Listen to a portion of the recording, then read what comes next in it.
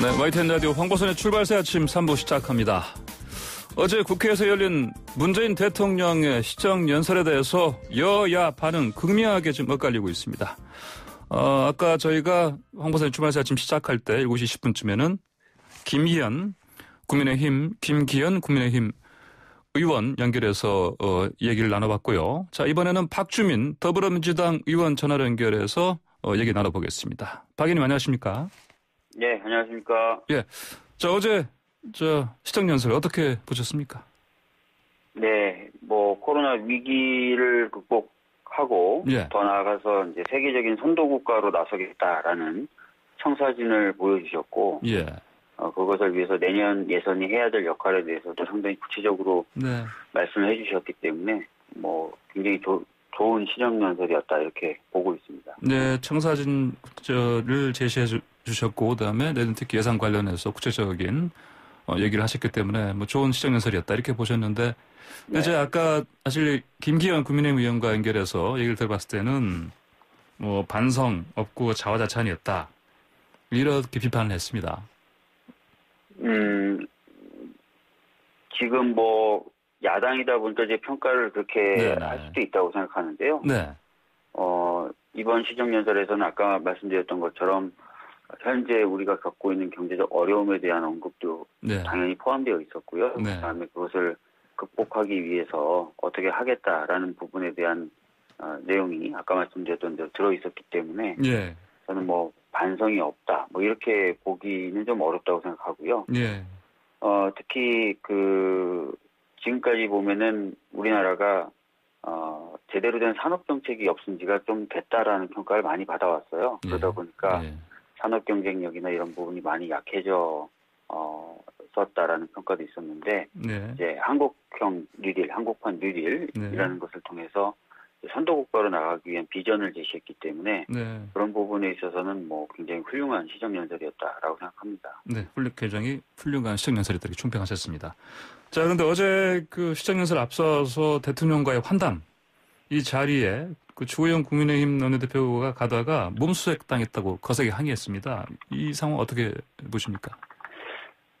제가 그 당시 그곳에 있지 않아서 정확한 사정까지는 모르겠는데요. 예. 오늘 아침에 보도된 내용들이나 이런 것들 좀 봤을 때는 청와대 경호팀에서는 사실 지침 대로 한 것이더라고요. 예. 몸수색을 받지 않는 사람이 정해져 있고 네. 그렇지 않은 사람의 경우에는 원칙적으로는 다 이제 몸수색을 해야 되는 것 아니겠습니까? 그래서 사실 원칙대로 한 부분인데 그 부분에 대해서 너무 좀 지나치게 과민하게 반응하신 것 아닌가 이렇게 생각합니다. 과민 반응이다 이렇게 보십니까? 네. 근데 이제 그렇더라도 제1야당이 원내대표니까 어떤 예우 차원에서 그런 몸수색은 좀 과했다 이런 비판이 좀 있습니다. 만약에 그러면은 그 경호팀이 원칙대로 예. 안 하는 게 맞다는 이야기가 되는 건데요. 예. 사실 이제 그동안 국회의원이라든지 아니면 어떤 특정 지위의 공무원들이 원칙대로 하지 않는 부분이 오히려 더 특권이라든지 이런 것으로 비판을 많이 받아왔지 않습니까? 예. 사실 그런 부분까지 고려한다면 어제 몸수색에 대해서 그렇게까지 과민하게 반응할 필요가 있는가라는 네. 생각이 좀 저는 들었습니다. 네, 원칙에 따라 지침에서 한 것이기 때문에 문제가 없다 이렇게 보시는군요. 예, 네. 알겠습니다. 자, 어제 문재인 대통령의 시정연설에서 30분 정도 연설이었는데 경제 이 단어가 40여 번 나왔습니다. 그만큼 경제 위기가 심각하다. 이런 어떤 뜻이 반영된 걸로 봐야 되겠습니까? 현재 경제 어려운 상황에 대한 그 언급을 하시면서도 이제 경제를 언급하셨습니다. 당연히 현재 경제 상황 좋다고 보기는 어렵겠죠. 코로나19나 이런 것들 통해서 전 세계가 여러 가지로 어려움을 겪고 있고요. 또 앞으로는 또 미중 갈등에 의한 어려움도 또 있을 겁니다. 그래서 그런 부분을 언급하시면서 이제 경제를 얘기하신 거고. 또 아까 말씀드렸던 것처럼 추적 국가에서 이제 선도 국가로 나가야 된다라고 하시면서도 또 경제를 많이 언급하셨습니다. 그러니까 그런 것까지 이제 합쳐져서 경제를 많이 언급하신 게 된 거죠. 자, 또 그 문재인 대통령이 그 성역 없는 수사, 권력기관 개혁 이런 여기에 대한 국민의 여망이 담긴 공수처 출범 이게 지연되고 있다. 이제 끝내주기 바란다. 이렇게 얘기하셨습니다. 그런데 야당에서는 뭐 성역 없는 수사를 위해서는 특검이 필요하다 이런 입장입니다. 계속해서 그 야당을 설득할 방안 있습니까? 공수처 같은 경우에 지금 현재까지 모습을 보면은 그동안 이제 야당이 그 공수처장 후보 예. 추천위원회 위원을 추천하지 않으면서 굉장히 시간을 끌어왔는데, 예. 이제는 이제 후보 추천위원회 위원을 추천했죠. 예. 그래서 이제 출발하기 시작했다, 움직이기 시작했다 이렇게 보고요. 예. 다만 이제 추천했던 그 후보 추천위원회 위원이 네. 만약에 이제 그 후보 추천 과정을 굉장히 지연시키거나 예. 또는 사실상 방해하려고 하면 어떻게 할 것인가, 이 부분에 대한 고민이 드는 거예요. 예. 그래서 그 부분에 대해서는 저희들이 이제 법안 개정이라든지 이런 것도 좀 염두에 두면서 네네. 압박도 하고 설득도 하고 이런 예. 작업들을 좀 거쳐야 될 것 같습니다. 예. 그렇다면은 지금 이제 야당 쪽에서 그 추천위원 2명 제시했는데 뭐 여당 쪽에서는 이게 나오자마자 이를테면 뭐 공안통 검사 출신이다. 그다음에 그 세월호 특조위 때 어떤 조사를 방해한 사람이다. 이런 식으로 해서 비판을 하지 않았습니까? 그럼에도 불구하고 추천위원 2명에 받고 공수처장 그 후보를 뽑는 부분 진행한다는 말씀입니까? 그러니까 그 움직임은 그대로 가야 될 것 같고요. 예. 그런데 이제 제가 말씀드렸던 것처럼 네. 야당에게 지금 현행법은 비토권을 부여했지 않습니까? 예, 그렇죠. 예. 그런데 그 비토권의 원래 입법 취지와 목적은 예. 공정하고 독립적인 수사를 할 수 있는 처장을 뽑는 프로세스의 도구로 네. 된 것이었습니다. 네. 그런데 그 비토권을 그런 입법 목적과 취지대로 쓰는 것이 아니라 네.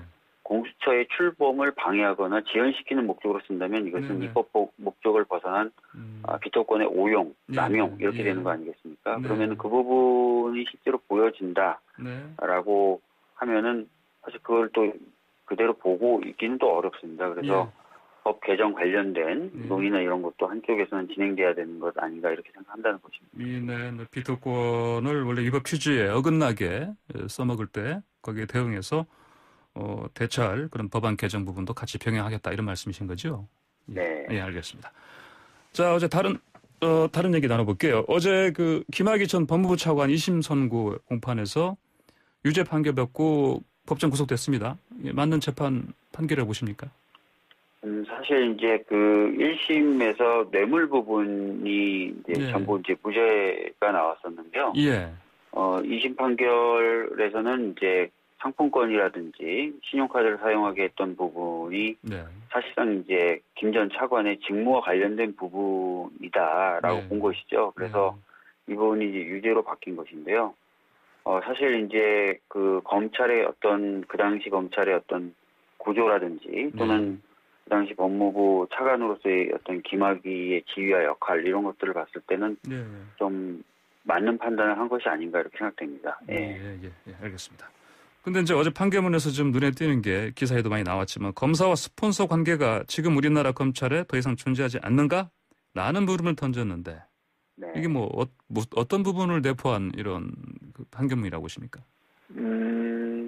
뭐 제가 이제 확대 해석하는 것은 좀 경계해야 되겠지만, 예. 이런 이제 내용이 나오는 겁니다. 그러니까 법무부 그 당시 차관으로서 네. 그 상품권이라든지 신용카드를 쓰게 해줬던 사람이 조만간에 이제 특수부의 조사 대상이 될 수 있음을 인식을 할 수 있었고, 예. 그 다음에 그럴 때 이제 차관이 뭐 그런 어떤 금품이나 향응을 제공받음으로써 이후에 특수부 수사 대상이 됐을 때 뭔가 영향력을 행사할 수 있을 것이다라는 것이잖아요, 그죠? 네. 그래서 이제 그런 스폰이 제공됐다라는 것인데, 최근에 이제 라임 같은 경우 보면은 그 수사팀이 구성되기 전에 특수통 검사들은 이제 굉장히 범위가 한정돼 있으니까 그 특수통 검사들을 대상으로 미리 룸사롱 같은 데서 접대를 했다는 거지 않습니까? 그렇기 때문에 과연 이제 이런 일이 최근에도 있기 때문에 아마 판결문에 과연 지금은 이런 문화가 없어졌는가라는 말이 담기지 않았나 이렇게 보고 있습니다. 예. 자, 그 정정순 의원이요. 공직선거법 위반 혐의 등으로 지금 좀 논란이 있는데 체포동의안 오늘 국회 표결 붙여지지 않습니까? 예, 오늘 어떻게 될 거로 전망하십니까? 특별한 이변이 없는 한 체포동의안이 표결에 붙여졌을 경우에 가결되지 않을까 이렇게 생각하고 있습니다. 네, 그래요. 예. 근데 정정승 의원은 그동안 이 검찰의 체포, 동의 요구서에 대해서도 비도덕하다, 정치적이다 이렇게 검찰을 비난했습니다. 이 주장에 대해서 어떻게 보십니까? 만약에 이제 정정순 의원 주장대로 검찰의 어떤 소환 과정이라든지 수사 과정이 좀 비도덕적이었고 정치적인 노림수가 있었다라고 한다면 오히려 좀 당당하게 좀 출석을 해서 그 수사 과정에서 그런 부분을 해명하고 소명하는 것이 맞지 않나 이렇게 생각이 됩니다. 예. 자, 마지막으로 하나 여쭙겠습니다. 이명박 전 대통령 상고심 선고 오늘 오전 10시죠? 10시에 있을 예정인데 2심 재판부에서는 오히려 1심보다 더 무거운 징역 17년 이렇게 내렸습니다. 상고심 선고 어떻게 예상하십니까? 글쎄요. 이게 또 사실 어떤 재판 결과를 미리 예상하는 거라서 제가 글쎄요. 2심 재판부에서 이제 판단했던 부분이 대부분 지켜지지 않을까 저는 그렇게 생각을 하고요. 여러 가지 이유가 있겠지만 대법원은 사실 사실심이 아닙니다. 그렇죠. 법률심이기 때문에 그런 부분적인 어떤 측면도 있고요. 그래서 유지되지 않을까 이렇게 생각됩니다. 2심 재판부에서 이제 1심보다 더 무거운 징역 17년 내렸는데 이게 그대로 유지되지 않을까 이렇게 좀 전망하시는군요. 네, 잘 알겠습니다. 오늘 말씀 잘 들었습니다. 감사합니다. 예, 감사합니다. 네, 지금까지 더불어민주당의 박주민 의원이었습니다.